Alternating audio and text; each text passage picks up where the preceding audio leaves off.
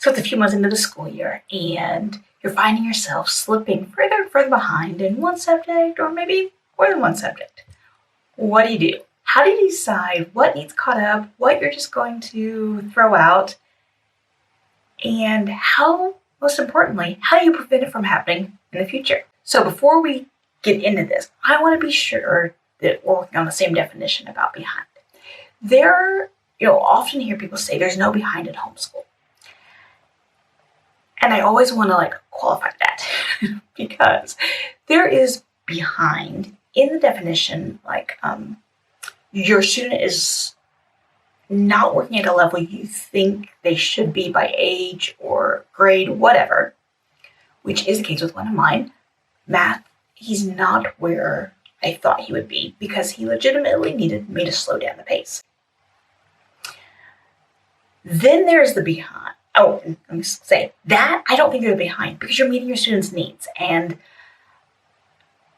that's what matters. And forming a solid basic foundation, there's no point rushing through something like math just to be caught up if they don't really understand it. So that's not what I'm talking about. But I am talking about more like, for example, with science this year, I have not made enough of a priority. And so we are behind where we should be in the sense that it's a failure on my part. Okay? For whatever reason. Now,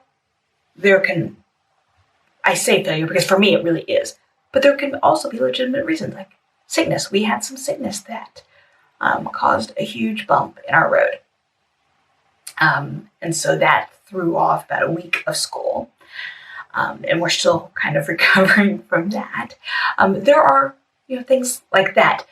All kinds of reasons why. So when I say failure, I'm speaking about me personally. I'm not talking about legitimate reasons like sickness and jobs and that kind of stuff. Okay, so now that we've got those clear, let's talk about what we're going to do about it. Before I jump into giving you some tips on dealing with the behind work, and before you start trying to deal with it, I think it's really important that you figure out why, or at least try to identify the why. What's going on that you've gotten to this point? Because if you just fix this in that you can cross off the work as being done, but you haven't dealt with the reason why, you're going to probably find yourself back in the same situation in another couple of months. So, a few reasons to think about as possible ideas. One is you're pacing off. Are you doing too much each day or trying to do too much each day? Or are you trying to do it too often? And by those, sometimes it might mean that it just truly does not work with your schedule. The amount that you're doing and the amount of time it takes just truly does not work for your schedule for whatever reason. Is the work too difficult? And so there's too much going on because you need to slow it down. Is the work boring? Are you just bored with it and so you're not making it a priority? Is there some other reason? Is it you that's avoiding the work? Are you meeting resistance from your child and that's why you're not getting it done? And if you don't have a good answer, talk about it with your kids. I say this often that I think they can be a wealth of information to help identify what's really going on.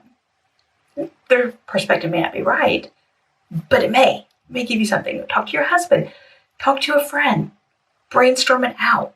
Whatever you need to do to help identify it so that you don't find yourself back into this thing. Because I've been there many times and it doesn't do anybody any good if you're constantly in a cycle of having to play catch up.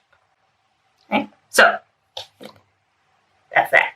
Now, let's tackle how we're going to get caught up.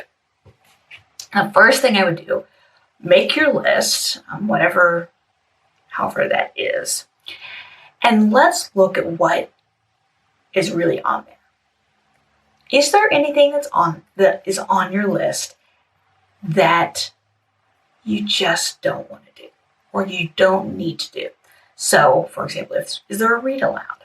I've been reading this book to the boys, and it's been fine. Letters from Rivka. We are not where I should be based on the schedule because it's not captivating us. So maybe I want to throw it out. I don't know. I haven't decided yet. We're going to get a little further into it. We'll give it another week. If at the end of the week it's still not captivating us, I'm just going to go ahead and return to the library because it's not a critical thing for us to do. And so why force it just so I can mark it off the list? Something like math, well, you don't want to cross off those old lessons because they need them in order to do their future lessons. Something like history. And you know what, before I go no further, I should also say that I'm primarily speaking about kids who are like elementary and middle school age. Once it's high school, that's a different ball of wax. I don't want you ditching things for high school work, okay? But at this age, if at the end of the year you have not finished the last 5 chapters of history because you got behind for whatever reason, it's okay. So if something like history, well, you don't want to ditch that because what they're learning in chapter 10 is going to help them to understand chapter 11. So don't ditch that. But if it's something like a read aloud or an independent reading that just is not sparking joy in your family, toss it. Don't legit toss it. Put it where it goes. But you don't have to stick with it just because. If your kid is a natural whiz at spelling, but for whatever reason they're 3 lessons behind, give them a quick mastery test.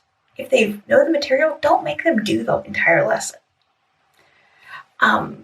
So that's where I would take the next bucket. Once you've decided what's important, evaluate it to whether it's something that needs to be done to completion or if mastery. So back to the spelling example. If they're behind on spelling, but they get a 90% when you give them a test to check their spelling, mark it off. They mastered it, move on. They don't need to do each individual day's worth of work for that lesson. There's no need. They've mastered what they need to master. So first step is to decide what's important and what's not important. Okay? And be honest with yourself. Often, homeschool parents think we can make everything feel important. But what's really important? The history text, yeah, that's really important. Doing an activity with each chapter, maybe not.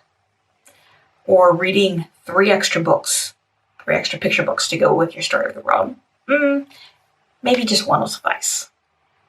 Now, how are you going to complete it? This is where you're going to have to make some tough choices.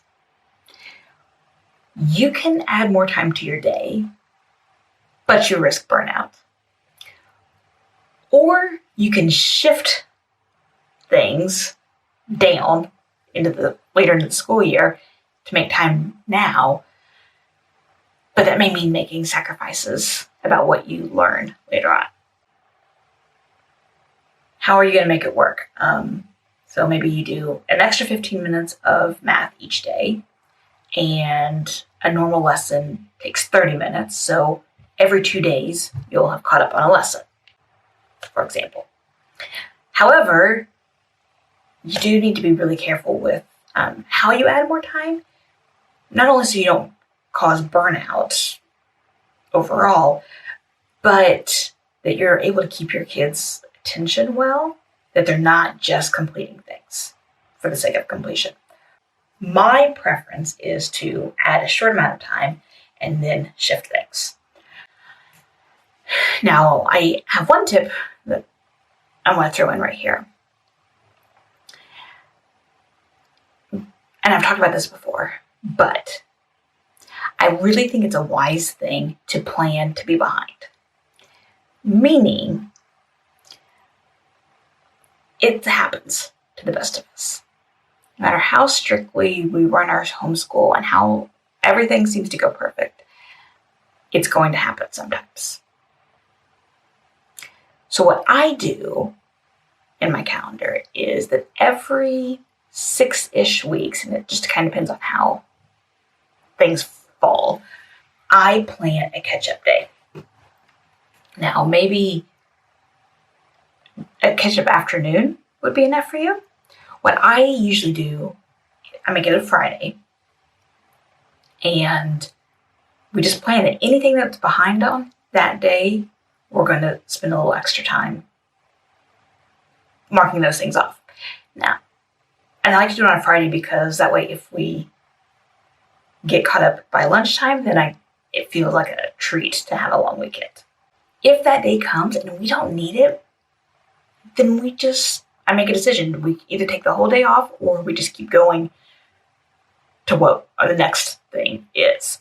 I really think it's a wise idea to plan to be behind. So at this point in the year, it's not too late to go ahead and add these in. And now that you've made some tough decisions, it's time to start executing it. Get these things down on your calendar, however you want to do it. I like to have a separate list of what we're behind on so that I can see that list physically disappearing as I mark things off. But however you need to do it in your planning system. And then start executing it.